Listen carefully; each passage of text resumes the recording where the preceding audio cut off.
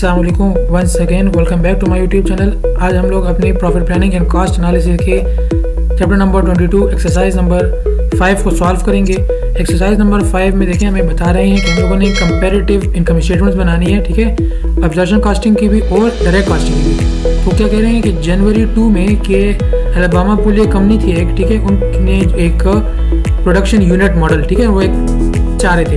तो उन्होंने first quarter, मतलब हमारे पास यहाँ पे 2 क्वार्टर्स का डेटा है, ठीक है, एक फर्स्ट क्वार्टर एक सेकंड क्वार्टर, ठीक है।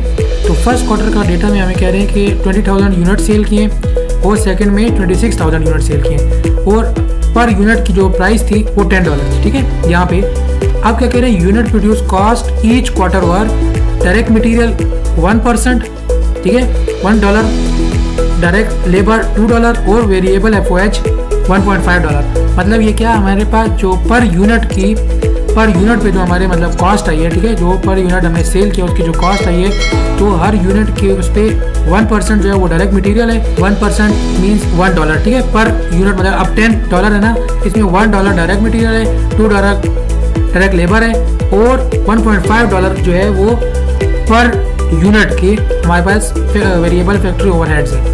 अब फिक्स फैक्ट्री ओवरहेड्स में हमारे पास 2,440 है ईच क्वार्टर, ये दोनों में हमारे लिए सेम है। And under absorption costing was applied using actual overhead rate during the first quarter, ठीक है। अब यहाँ पे देखिए हमें क्या कह रहे हैं, प्रोडक्शन बता रहे हैं कि फर्स्ट क्वार्टर में 28,000 यूनिट और सेकेंड क्वार्टर में 22,000 यूनिट ये इन्होंने प्रोड्यूस किए। अब क्या है कि अब आप जैसे लोग यहाँ पे कहेंगे कि हम लोगों ने प्रोड्यूस किया 22,000 लेकिन सेल किया 26,000। अभी जब हम लोग क्वेश्चन के मिड तक पहुँचेंगे तो आप लोगों को ये सब कुछ क्लियर हो जाएगा।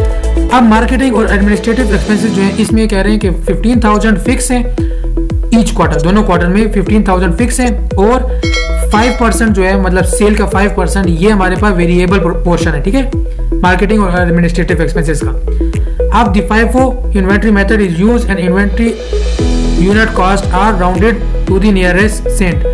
आप क्या कह रहे हैं कि FIFO की जो कंपनी मतलब वो है इन्वेंट्री मेथड है, मतलब first in first out method, इसके बिहाफ पर ये लोग काम करते हैं, तो हम लोगों ने भी इसके मुताबिक इसके लिए बनानी है। अब रिक्वायरमेंट है कि कंपैरेटिव इनकम स्टेटमेंट, ये जैसे मैंने आप लोगों को अभी बता दिया। अब हम लोग अपने क्वेश्चन को सॉल्व करते हैं। क्वेश्चन को सॉल्व करने से पहले जहाँ पे आप लोगों को नजर आ रहा होगा कि हमारे पास ये 2 क्वार्टर्स का डेटा मतलब हम लोगों ने बनाना है, ठीक है, कंपैरेटिव इनकम स्टेटमेंट बनानी है कि हमारे पास क्वार्टर 1 और क्वार्टर 2 एक ही साथ हम लोगों ने करना है। अब हम लोग यहाँ पे अपना स्टार्ट करते हैं। तो सबसे पहले हमारे पास आता है कि टोटल सेल यूनिट।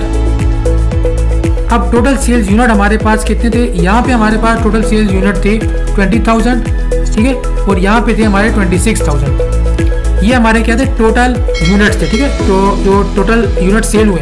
अब यहाँ पे हमारे पास ये प्राइस है, तो प्राइस हमारे पास क्या हमने कहा है कि पर जो यूनिट है, ठीक है, पर यूनिट वो हमने $10 पे सेल किया। तो हम लोगों ने सिंपल यहाँ लिख लेना है, ये हमारे पास आ गया सेल $10 पर यूनिट, ठीक है। तो हम लोगों ने सिंपल इसको इसके साथ यहाँ पे देखें मल्टीप्लाई कर लिया 10 के साथ, तो हमारे पास ये आंसर आ गया। अब यहाँ से हम लोग और क्वेश्चन की तरह मतलब पहले एब्जॉर्प्शन कॉस्टिंग कर रहे हैं। एब्जॉर्प्शन कॉस्टिंग में हमारे पास ये तरीका होता है कि हम लोगों ने इसमें फिक्स्ड वेरिएबल तमाम जितनी भी कॉस्ट है उस सब को हम लोगों ने यहाँ पे क्या करना होता है, मेंशन करना होता है, मतलब हम लोगों ने इसको रिकॉर्ड में लाना होता है। तो हमारे पास सबसे पहले यहाँ पे क्या आ जाएगा, यहाँ पे हमारे पास आ जाएगा, ये हमारे पास आ गया कॉस्ट ऑफ गुड्स सोल्ड। अब कॉस्ट ऑफ गुड्स सोल्ड में यहाँ पे आप लोग क्वेश्चन में देखें तो हमारे पास ये कह रहे हैं मटेरियल है, डायरेक्ट लेबर है और हमारे पास जो फैक्ट्री ओवरहेड्स हैं ये है, ठीक है। अब हमने जितने यूनिट प्रोड्यूस किए हैं हम लोग पहले यहाँ पे इस तरह आते हैं और ये टेबल को कंप्लीट करते हैं। तो जो यूनिट हमने फर्स्ट क्वार्टर में कंप्लीट किए थे वो थे हमारे पास 28,000, कितने 28,000, ये हमारे पास फर्स्ट उसमें आए थे। अब सेकंड में हमारे कितने थे, सेकंड में हम लोगों ने प्रोड्यूस किए हैं 22,000, ये हम लोगों ने सेकंड उसमें प्रोड्यूस कर लिए, सही है, ये हमने इसमें प्रोड्यूस कर लिए फर्स्ट क्वार्टर में और ये हमने सेकंड क्वार्टर में। अब यहाँ पे हमारे पास आता है कि जो डायरेक्ट मटेरियल, डायरेक्ट लेबर और वेरिएबल FOH और फिक्स्ड FOH।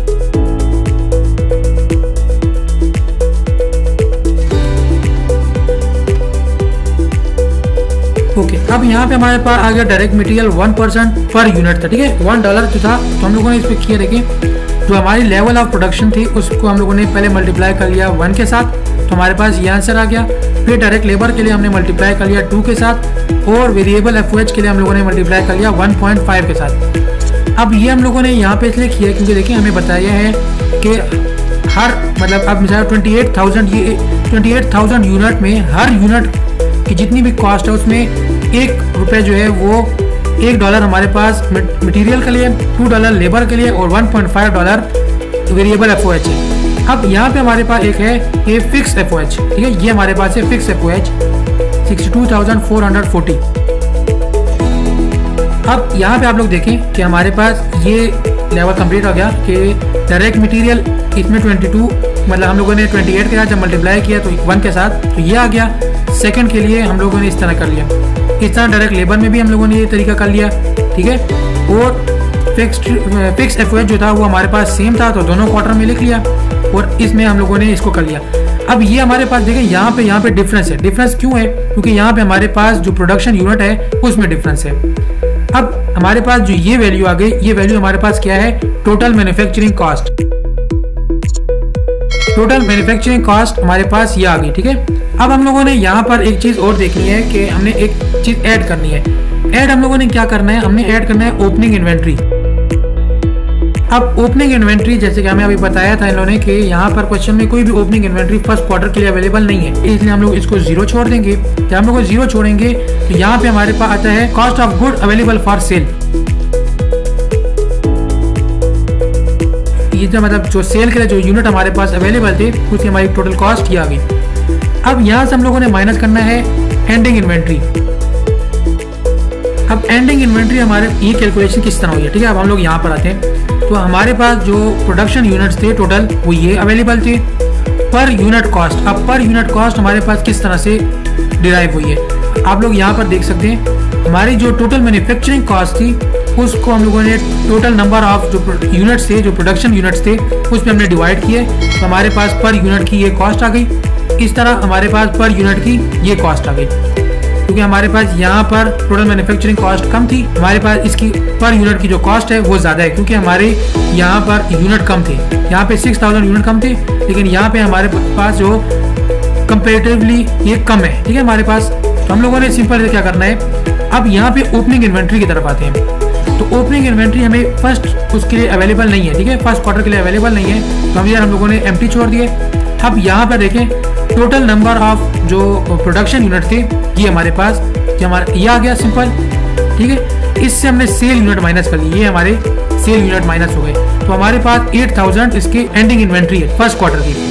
अब यहाँ पर तो ओपनिंग इन्वेंट्री हमारे पास आ गई ना क्योंकि हमारे पास ये वाली जो 8,000 है ये नेक्स्ट मंथ के लिए ट्रांसफर हो गए हैं। तो नेक्स्ट के लिए जब ट्रांसफर हो गए तो हम लोगों ने सिंपल इसको जब प्लस करेंगे तो 30,000 डिवाइड मतलब माइनस करेंगे 26,000। अब जो मैंने आप लोगों को क्वेश्चन के स्टार्ट में बताया था कि आप लोगों के ज़हन में आएगा कि ये 22,000 हमने जब प्रोडक्शन किए तो 26,000 सेल किस तरह किए। तो इस तरह से हम लोगों ने सेल की थी कि हमारे जो एंडिंग इन्वेंट्री फर्स्ट क्वार्टर की थी वो यहाँ पर ओपनिंग इन्वेंट्री बन गई। इससे जब हम लोगों ने किया तो हमारे पास 4,000 रह गया। अब यहाँ पर आप लोग देखें जो 8,000 यूनिट है, ठीक है, 8,000 यूनिट इसको हम लोगों ने सिंपल देखें यहाँ पर 8,000 यूनिट को हम लोगों ने मल्टीप्लाई कर दिया इसके साथ। ये जो हमारे पर यूनिट जो प्रोडक्शन की पर यूनिट था ना कॉस्ट वो हम लोगों ने मल्टीप्लाई किए तो ये हमारे पास एंडिंग इन्वेंट्री फर्स्ट क्वार्टर की ये हमारे पास एंडिंग इन्वेंट्री की टोटल कॉस्ट ये आ गई और सेकंड की हमारे पास टोटल कॉस्ट ये आ गई। अब हम लोगों ने यहाँ पे सिंपल लिख लिए, ठीक है, ये एंडिंग इन्वेंट्री इसकी आ गई और यहाँ पे हमारे पास इसकी एंडिंग इन्वेंट्री आ जाती है। अब यहाँ पर ये जो ऑप्शन आ रहा है मतलब अब ये जो पॉइंट हमारे पास आया है ये पॉइंट क्या है हमारे पास, ठीक है। अब ये पॉइंट है हमारे पास cost of goods sold. Cost of goods sold मतलब ये हमारी सेल थी ना, ठीक है। अब सेल से हमें ये चीज़ माइनस करनी है, यहाँ पर भी सेल से ये वैल्यू माइनस करनी है और यहाँ पे भी हमने सेल से ये वैल्यू माइनस करनी है।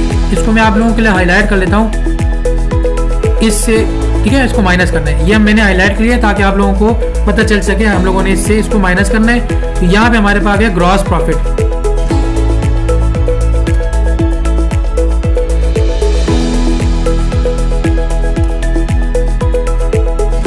अब यहाँ पे हमने मार्केटिंग और एडमिनिस्ट्रेटिव एक्सपेंसेस माइनस करने हैं तो यहाँ पे आप लोग चेक कर सकते हैं कि हमें कह रहे हैं फिक्स जो है वो इतने हैं और जो वेरिएबल पोर्शन है वो हमारे पास है 5% ऑफ सेल।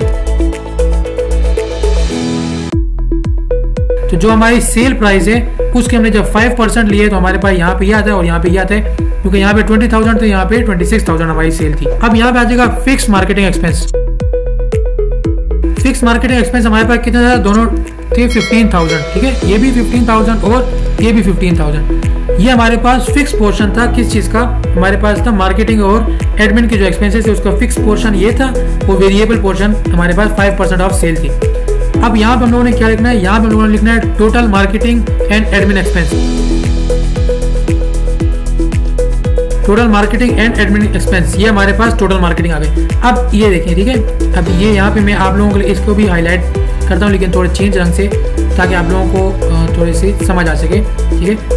अब यहाँ पे हम लोगों ने इससे माइनस किया, ठीक है, ये सेल इससे माइनस हो गई, ठीक है, मतलब ये जो कॉस्ट थी इससे हमने माइनस किया तो ग्रॉस प्रॉफिट आ गया।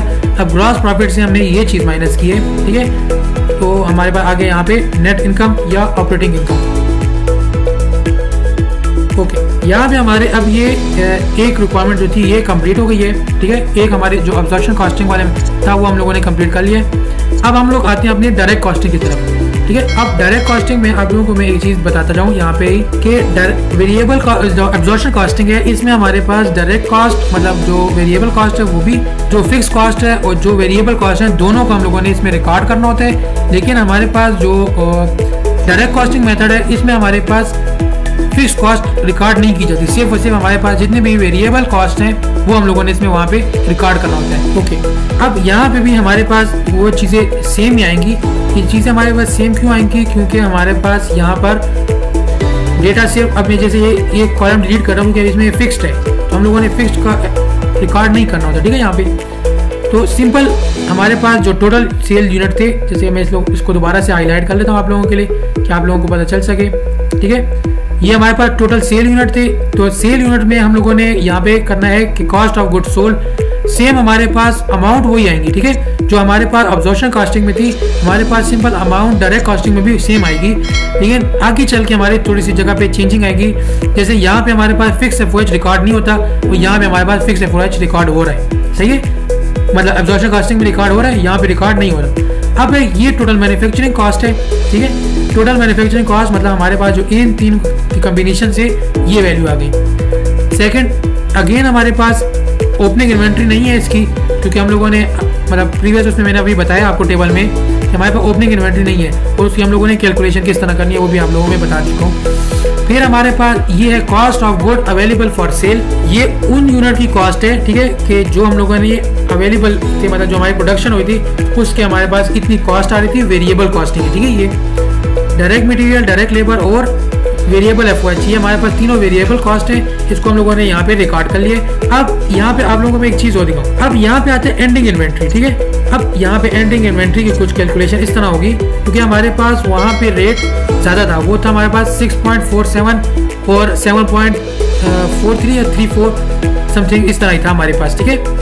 लेकिन यहाँ पे हमारे पास जो है इसके ये चेंज आ रहे हैं, ये चेंज इसलिए आ रहा है क्योंकि हमारे पास ये 4.5 आ रहे हैं। अब 4.5 कहाँ से, $1 ये, $2 ये, तो $3 और 1.5 4.5 डॉलर को हम लोगों ने जब इससे मल्टीप्लाई किए तो हमारे पास आ गया 36,000 और ये हमारे पास आ गया 18,000, जो आप लोगों को यहाँ पे नजर आ रहे हैं। अब यहाँ जो एंडिंग इन्वेंट्री थी इस मतलब इस फाइनेंशियल पीरियड की या इस मंथ की, तो ये नेक्स्ट क्वार्टर के लिए चली गई है हमारे पास कितने, ओपनिंग इन्वेंट्री बन गई है नेक्स्ट क्वार्टर की। तो ओपनिंग इन्वेंट्री के साथ जब हमने यहाँ पे प्लस किए ऊपर से माइनस किया, हमारे पास ये आ गई variable cost of good sold.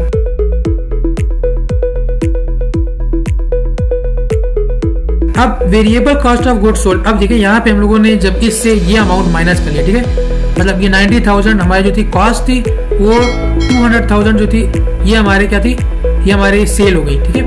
अब हमने जब इससे माइनस किया तो यहाँ पे हमारे पास आता है ग्रॉस कंट्रीब्यूशन मार्जिन, ये हमारे पास कंट्रीब्यूशन मार्जिन नहीं है। अब हमारे पास ग्रॉस कंट्रीब्यूशन मार्जिन और कंट्रीब्यूशन मार्जिन में डिफरेंस क्या है, यहाँ पे आते हैं। तो हमारे पास डिफरेंस इसमें ये है कि ग्रॉस कंट्रीब्यूशन मार्जिन में अभी तक हम लोगों ने अपनी जो वेरिएबल ऑपरेटिंग एक्सपेंसेस जो है ये हमने अभी तक इससे माइनस नहीं किए हुए।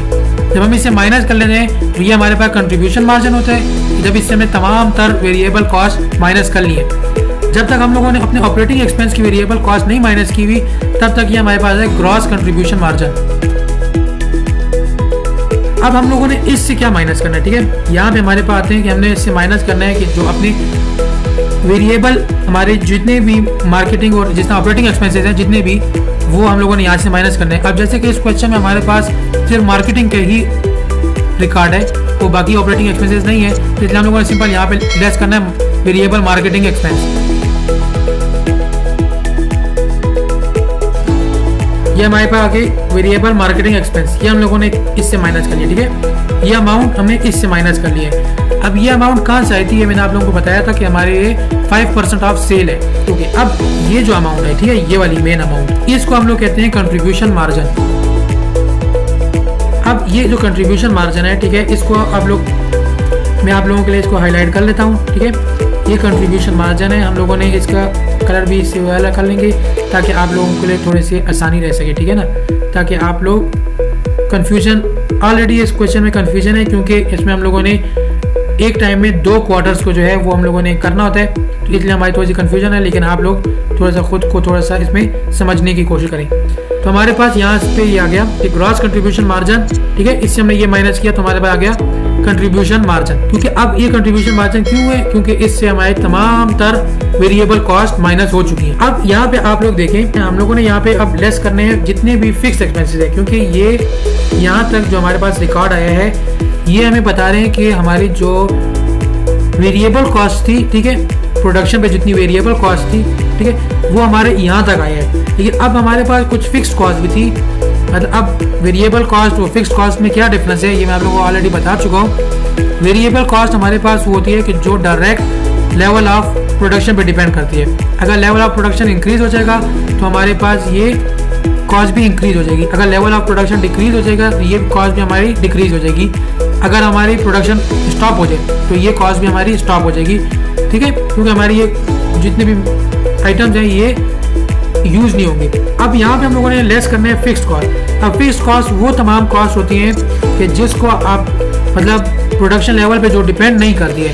अगर आपकी प्रोडक्शन है कि नहीं है, ज़्यादा है कि कम है, आपने ये एक्सपेंस फुल ईयर पे करने होते हैं। अब फिक्स एक्सपेंसेस हमारे पास कौन से हैं? एक सबसे पहले हमारे पास है फिक्स एफओएच, सेकंड हमारे पास क्या थे, फिक्स मार्केटिंग एक्सपेंस। अब यहाँ पे हमारे ये आ गई तमाम, ठीक है, ये हमारे पास फिक्स एफओएच आ गया दोनों का, और ये हमारे पास फिक्स मार्केटिंग एक्सपेंस है। जैसे कि आप लोगों को नजर आ रहा होगा कि हमारे पास दोनों क्वार्टर में सेम है, क्योंकि ये फिक्स एक्सपेंसेस हमेशा सेम रहते हैं, क्योंकि हम लोग जितनी भी प्रोडक्शन करनी है हम लोगों ने ये पे करना ही है। ठीक है, इसमें हमारे मतलब रेंट आ सकता है या और कुछ इस तरह कुछ आ सकते हैं। ठीक है, जो हमने इसको पे करना ये है। अब ये हमारे पास आता है total fix expenses. Total fix expenses हमारे पास ये आ गए। ठीक है, आप लोगों को यहाँ पे नजर आ रहा है, दोनों को प्लस करके देख लें, आप लोगों के पास सेम आएगा। अब ये अमाउंट ठीक है, ये $77,440, ये हमने माइनस करने हैं इससे 100,000 से और इसके 130,000 से, ये माइनस करने हैं। जब हमने ये माइनस किया तो हमारे पास ये आंसर आ गया नेट इनकम, ठीक है, या ऑपरेटिंग इनकम। यहाँ पे हमारे पास आ गया, ठीक है, फिक्स एक्सपेंसेस जब हम लोगों ने माइनस किए हैं अपने कंट्रीब्यूशन मार्जिन से, तो हमारे पास आ गई net income. Okay friends, I hope आप लोगों को इस क्वेश्चन की भी बाकी क्वेश्चन की तरह समझ आई होगी। अगर फिर भी कोई पॉइंट आप लोगों का अभी तक क्लियर नहीं हुआ तो आप लोग कमेंट के जरिए अपने डाउट क्लियर करवा सकते हैं। आज के लिए इतनी क्लास, इंशाल्लाह मिलते हैं अपने आने वाले profit planning and cost analysis के न्यू लेक्चर में।